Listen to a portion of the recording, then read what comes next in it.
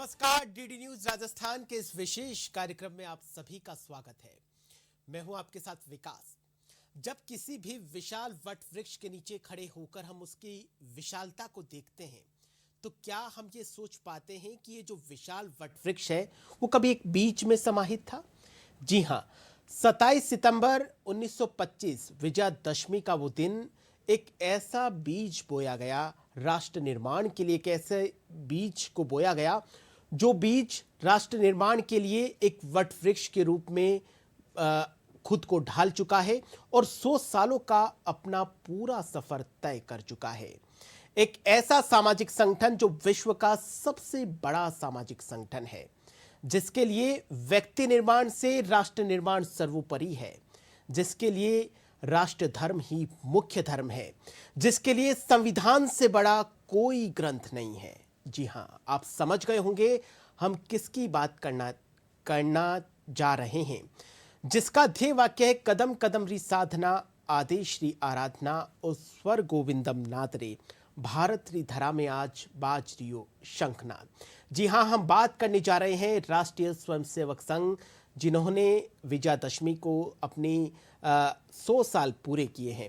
ये 100 सालों का सफर कैसा रहा है, कौन कौन सी चुनौतियों का उन्होंने सामना किया है और कौन कौन सी चुनौतियों का अभी सामना करना बाकी है, और राष्ट्र निर्माण में जो आरएसएस है वो किस तरीके से अपनी महत्वपूर्ण भूमिका अदा कर रहा है। इन्हीं सभी विषयों पर चर्चा करने के लिए स्टूडियो में आज हमारे साथ में खास मेहमान मौजूद हैं। मैं उनसे आपका परिचय करवा देता हूं। हमारे साथ में अशोक शर्मा जी मौजूद हैं। आप सामाजिक कार्यकर्ता हैं। सर, आपका बहुत बहुत स्वागत है। जी, अशोक जी के साथ में चर्चा को शुरू करते हैं। एक बीज 1925 को विजयादशमी के दिन बोया गया था, अब एक वटवृक्ष बन चुका है। जो बीज से वटवृक्ष का जो सफर है उसको आप किस तरीके से देखते हैं? वास्तव में जब संघ बना और जो बीजारोपण पूज्य डॉक्टर जी ने किया, उसी समय इसके जो आज का स्वरूप दिखता है वो सारा उस समय में निहित है। आज जिस स्वरूप के अंदर संघ है, पूरे सामाजिक जीवन के विविध क्षेत्रों के अंदर, जहाँ पर भारतीय विचार के आधार पर सब कुछ चलना चाहिए, भारत की कोई भी रचना, समाज जीवन का कोई भी क्षेत्र, चाहे वो विद्यालय हो, शिक्षा के केंद्र हो, यूनिवर्सिटीज हो, मजदूर हो, जनजातीय समाज हो, संपूर्ण देश का हर जीवन का क्षेत्र वो भारतीय विचार के हिसाब से चले, और ये सब उसकी स्थापना के समय ही उस बीज के अंदर निहित था। डॉक्टर जी ने वो सब उस छोटे छोटे रूपों में, जो आज हम संघ का विशाल रूप देखते हैं, वो उनके छोटे छोटे प्रयोगों में उस समय दिखता है। उस समय उन्होंने वो बीजारोपण में किया है। जो काम आज संघ लेकर के चल रहा है वो सब बातें उस समय दिखाई देती है डॉक्टर जी के जीवन में। डॉक्टर जी ने जब इसका नाम रखा राष्ट्रीय स्वयंसेवक संघ, तो नाम, जैसा आपने कहा कि ये 27 सितंबर को जब स्थापना हुई, उस दिन नाम नहीं रखा गया, नाम उसके बाद में आया। और एक बैठक के अंदर सबने चर्चा करके, तय करके, अलग अलग नामों पर विचार करके कि इसका स्वरूप कैसा होगा, तो राष्ट्रीय, उस समय की कल्पना है जब एक महाराष्ट्र के छोटे से स्थान पर संघ बन रहा है। ये जो नाम का आप जिक्र कर रहे हैं, ये नाम अपने आप में गागर में सागर बनने वाला है।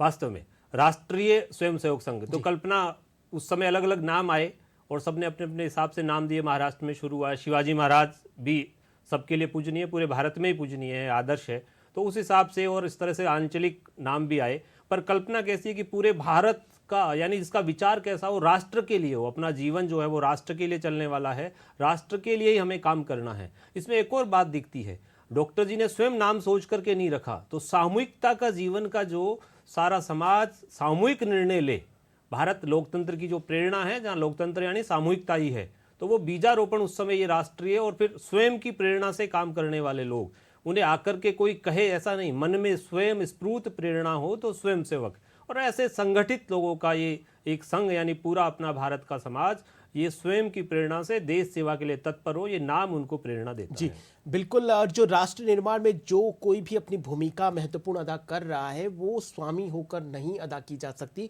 वो एक सेवक होकर ही अदा की जा सकती है। सर, सबसे बड़ा प्रश्न, विजयादशमी को ही चुना स्थापना के लिए? वास्तव में अभी ऐसा लगता है कि संयोग है, पर यह संयोग नहीं है, सोच समझ करके ये किया गया है। विजयादशमी हर समय विजय का प्रतीक है। हमको अगर अधर्म पर धर्म की विजय करनी है तो उसका प्रतीक है, अंधकार मिटाना है और प्रकाश की ओर जाना है, तो विजयादशमी ये वास्तव में उसकी प्रेरणा है।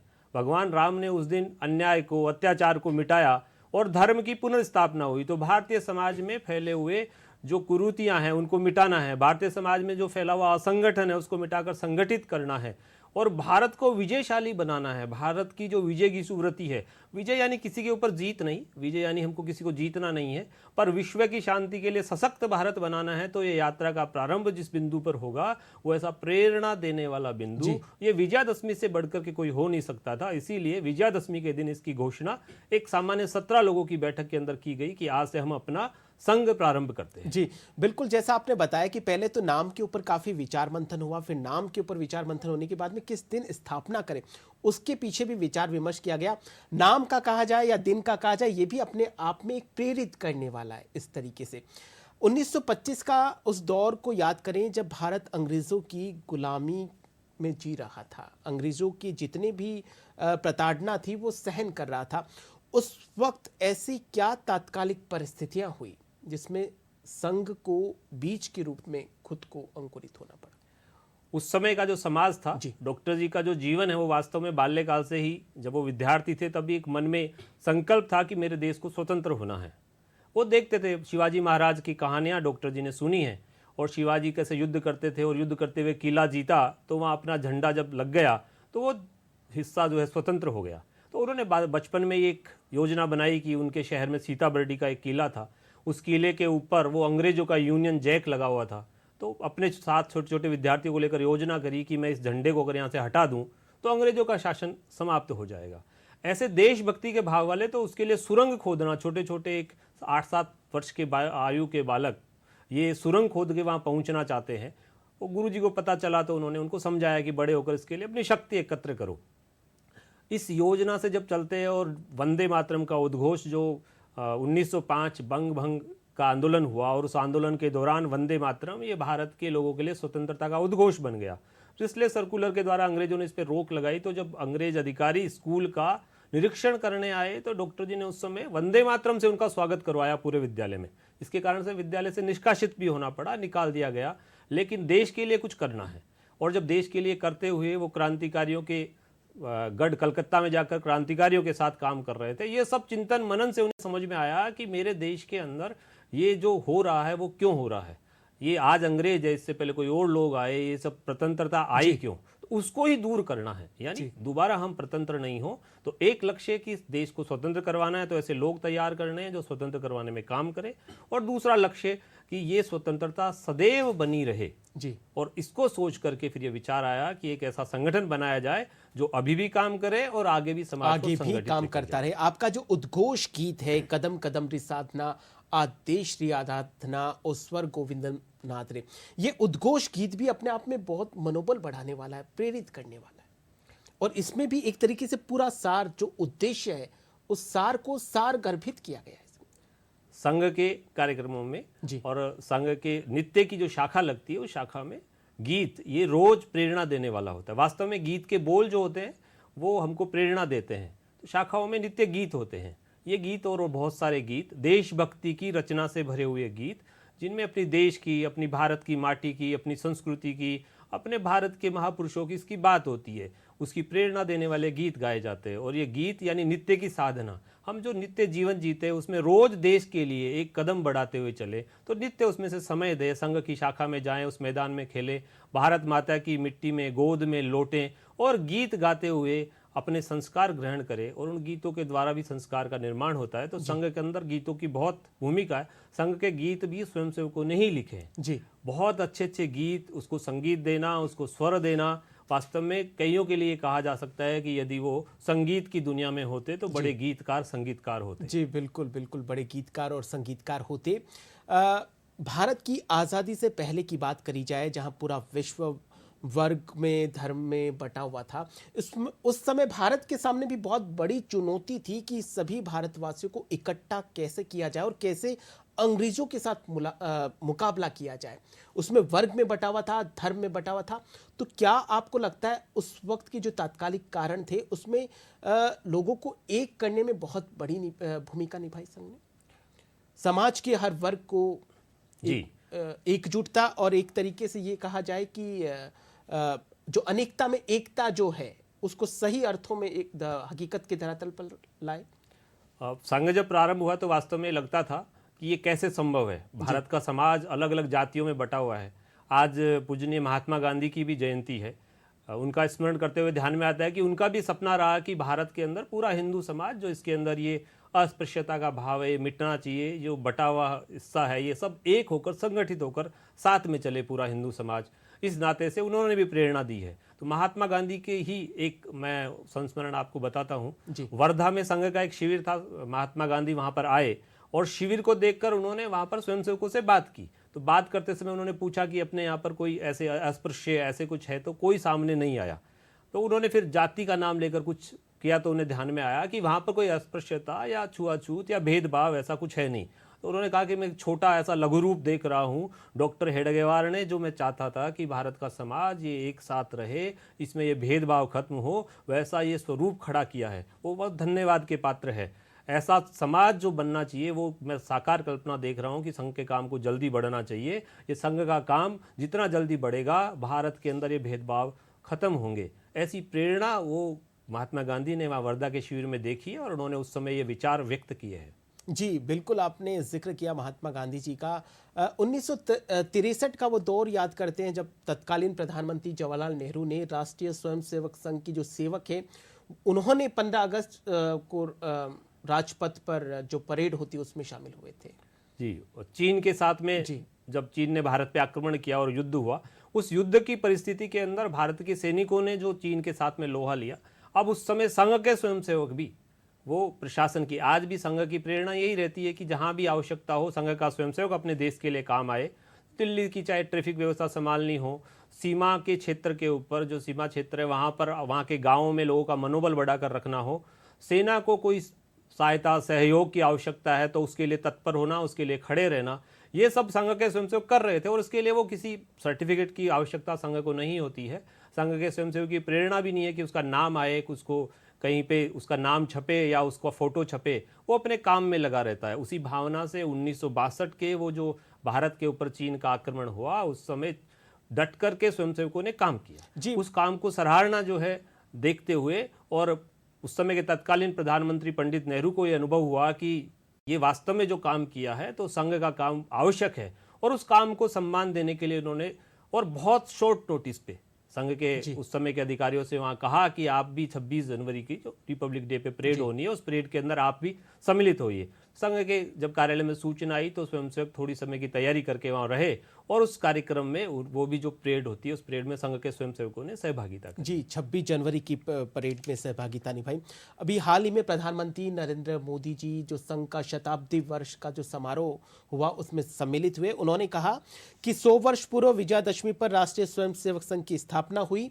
ये हजारों वर्षों से चली आ रही उस परंपरा का पुनर्स्थापन था जिसमें राष्ट्र चेतना समय समय पर उस युग की चुनौतियों का सामना करने के लिए नए नए अवतारों में प्रकट होती है। ठीक बात है जी। और प्रधानमंत्री जी स्वयं भी संघ की शाखा में रहे हैं, बिल्कुल, तो वो प्रेरणा उन्होंने उस वहाँ देखी है। संघ का जो जीवन है, राष्ट्र के जीवन, मैंने पहले भी जैसा उल्लेख किया कि पूरे जीवन के अंदर संघ का स्वयंसेवक, संघ के बारे में कहा जाता है कि बहुत असामान्य कामों को कर देते हैं सामान्य लोग।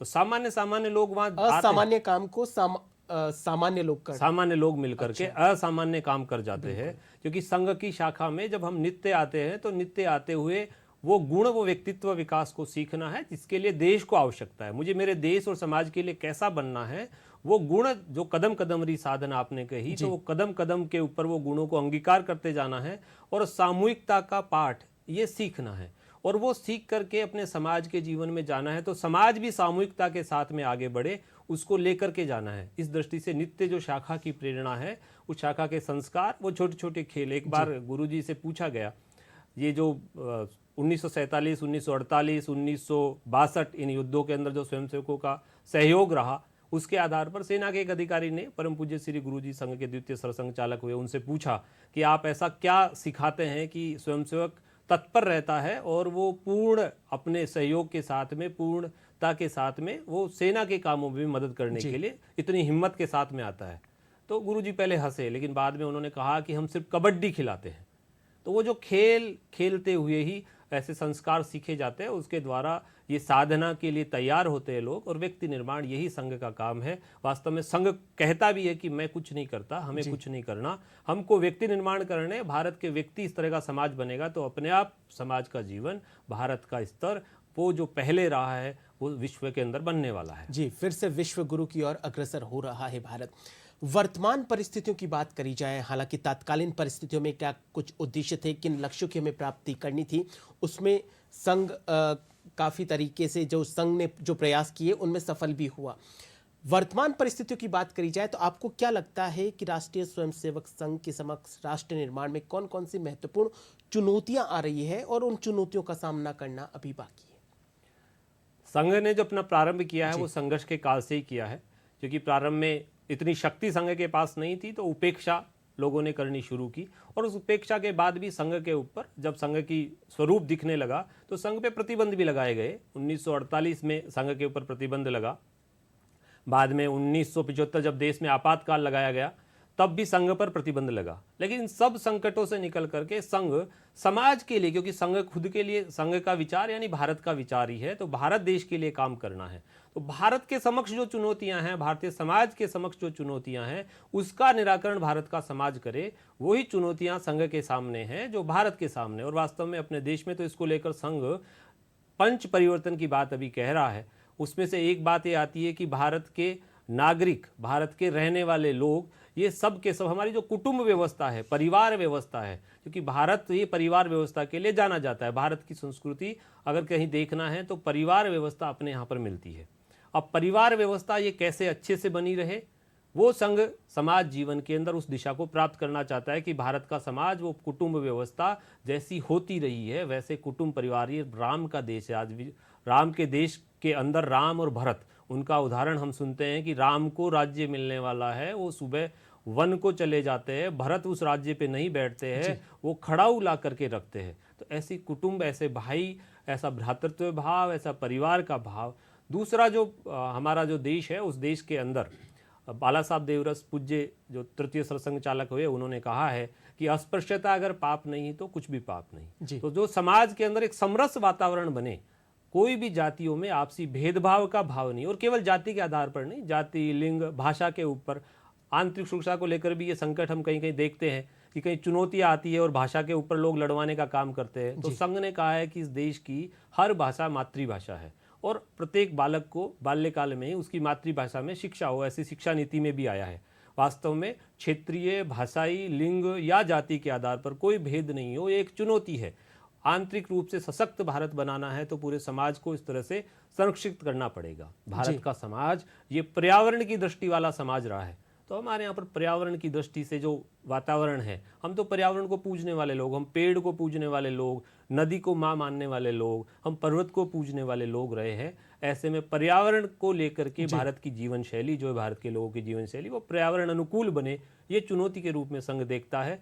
और इसको ठीक करे, यानी पंच परिवर्तन भारतीय समाज के स्वभाव में लेके आना। भारत के लोग ये नागरिक अधिकार के साथ साथ नागरिक कर्तव्य का पालन करने वाले भी बने, कर्तव्यों को माने, इसको भी लेकर संघ एक पंच परिवर्तन अपना लेकर के जी बिल्कुल पंच परिवर्तन लेकर आ रहा है। और भारत के समक्ष कई चुनौतियां आई। तत्कालीन प्रधानमंत्री जो लाल बहादुर शास्त्री थे, उन्होंने जय जवान जय किसान का नारा दिया। प्रधानमंत्री नरेंद्र मोदी जी ने जय जवान जय किसान जय विज्ञान और जय अनुसंधान का नारा दिया। तो कुल मिलाकर विज्ञान, अनुसंधान और भी कई तरह की चीजें हैं जिसमें भारत लगातार प्रगति के पथ पर चल रहा है। वसुधैव कुटुंबकम की बात करी जाए तो भारत पूरे विश्व को वसुधैव कुटुंबकम की भावना का संदेश देता है और संघ का भी यही संदेश है।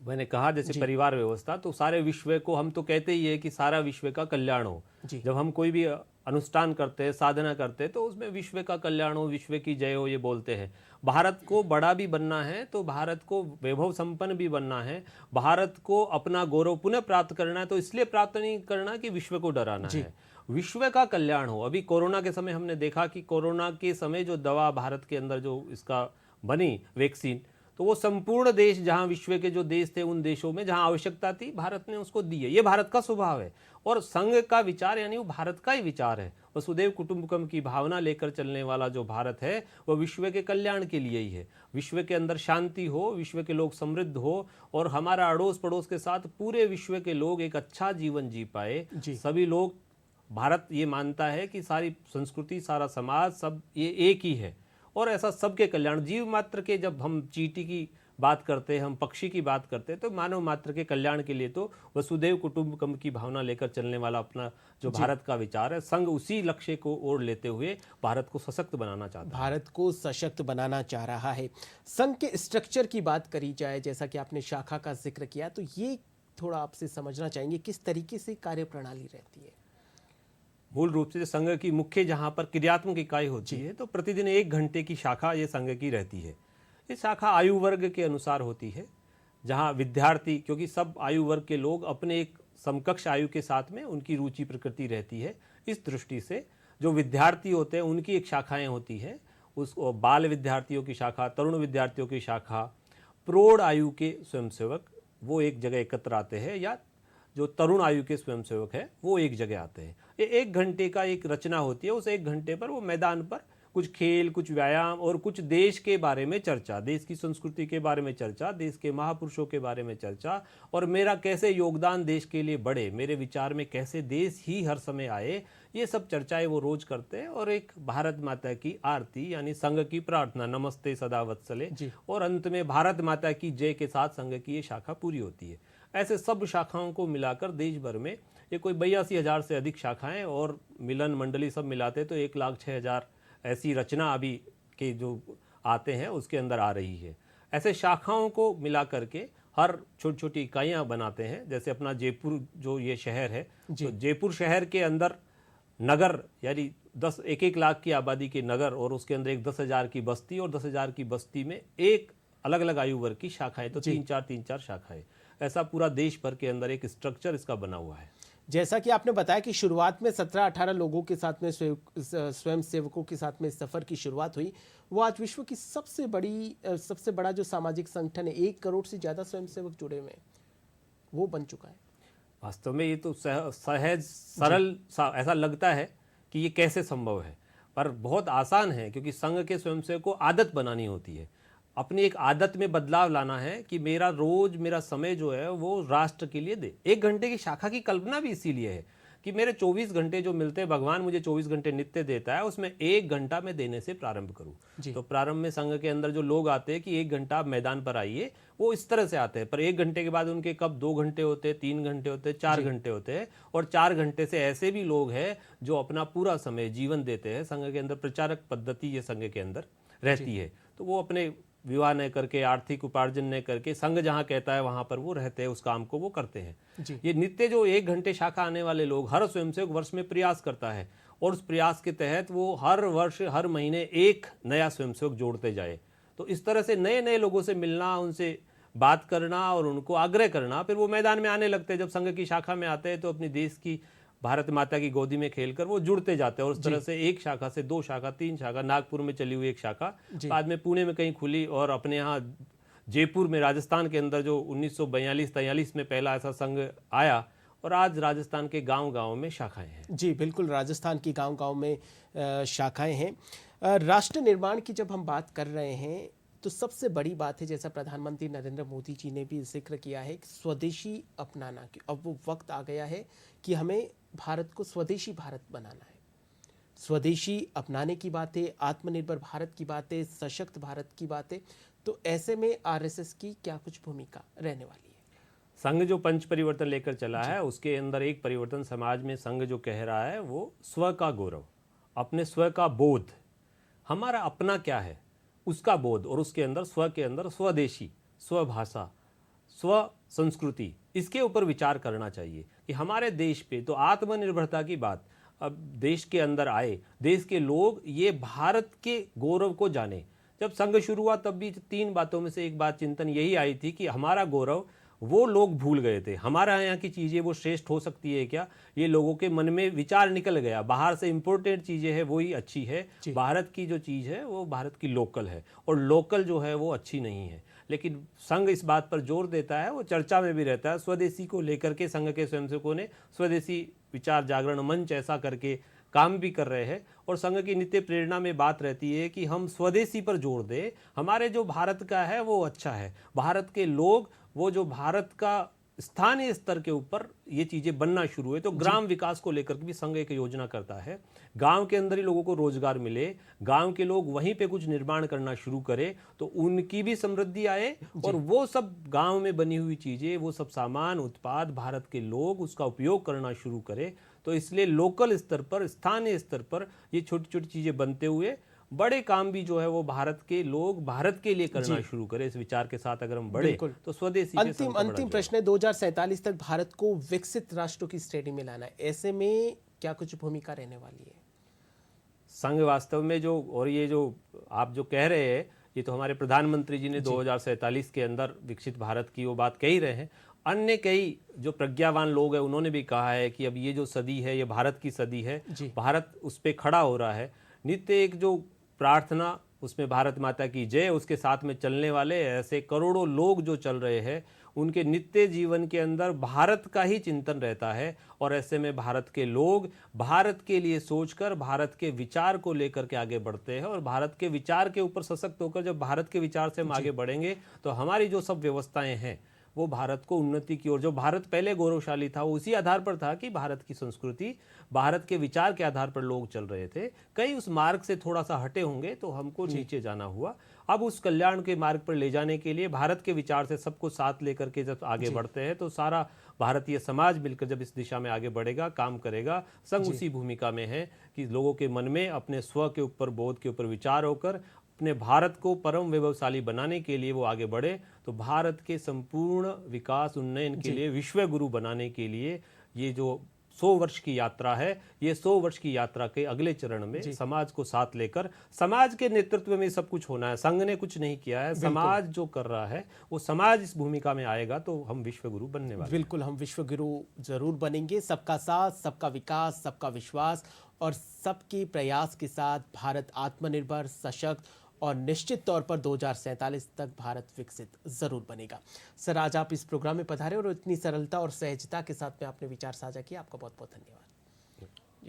डीडी न्यूज राजस्थान के आज के इस विशेष कार्यक्रम में फिलहाल के लिए इतना ही। आप देखते रहिए आपका अपना चैनल डीडी न्यूज राजस्थान। नमस्कार।